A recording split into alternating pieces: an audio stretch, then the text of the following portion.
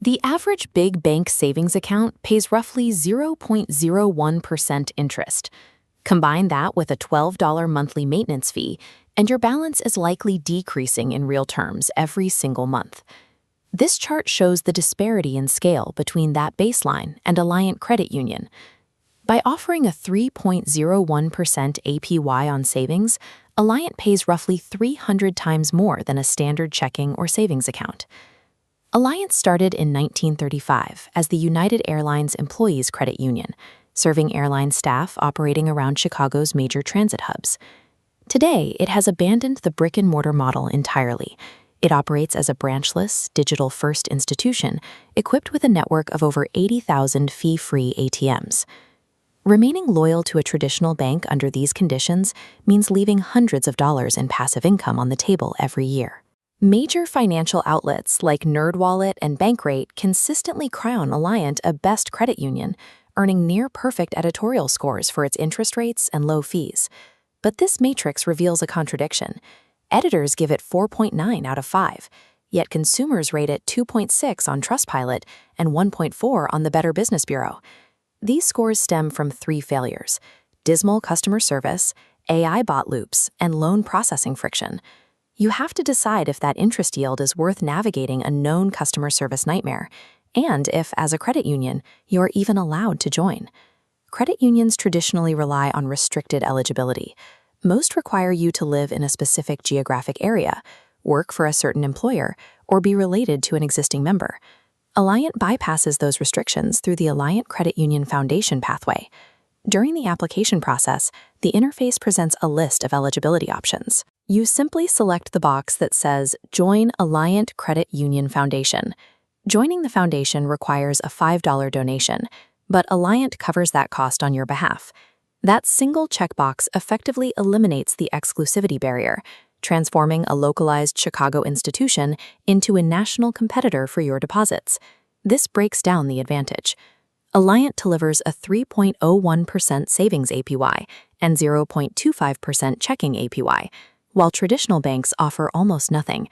Alliant charges 0 monthly or overdraft fees, plus provides a $20 monthly rebate for out-of-network ATMs.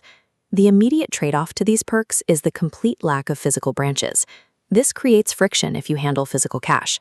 ATMs are the only way to make a deposit, and you have to specifically filter their map for deposit-capable machines, which are not available at every location. Cash-heavy users are forced into workarounds, like maintaining a secondary local account for transfers or purchasing postal money orders for mobile deposit. The math favors Alliant over traditional banks, provided you are willing to leave the convenience of a teller window behind.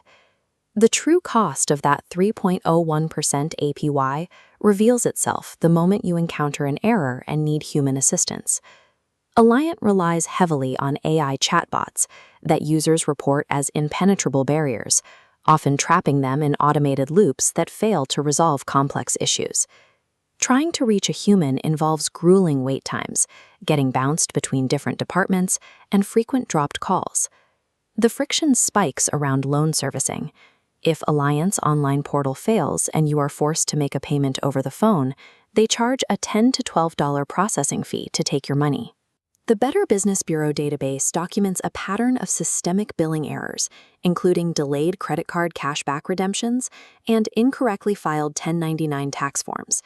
The high interest rate is effectively the compensation you receive for acting as your own IT and customer service department. Because Alliant has no physical branches, the mobile app serves as the only point of contact for your liquidity. When it functions properly, the app offers a clean user interface and effective ATM mapping tools. But documented software bugs plague the experience. A widespread issue involves biometric reset loops, where the app forgets your login preference and forces manual credential entry multiple times a week. More severe failures include the app force closing immediately after executing a transfer, or throwing 403 login errors that lock users out for hours at a time. For a digital-only institution, software downtime means you are separated from your own money. To determine if you belong at Alliant, look at this behavioral flowchart. It breaks down into 2 distinct paths: the optimizer and the support seeker. The optimizer is someone who parks their cash, rarely uses ATMs, and prefers to self-serve entirely online. If you just want to park a $15,000 emergency fund to collect passive yield and never speak to a human again, Alliant is an optimal choice. The support seeker regularly deposits physical cash, utilizes complex services like mortgages, and expects effective phone support.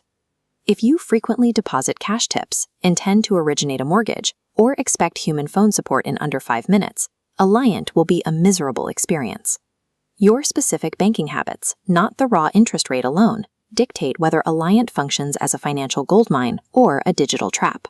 For independent, digitally savvy savers, take advantage of the universal membership pathway, secure the 3.01% APY, and utilize the platform strictly as a high-yield parking lot.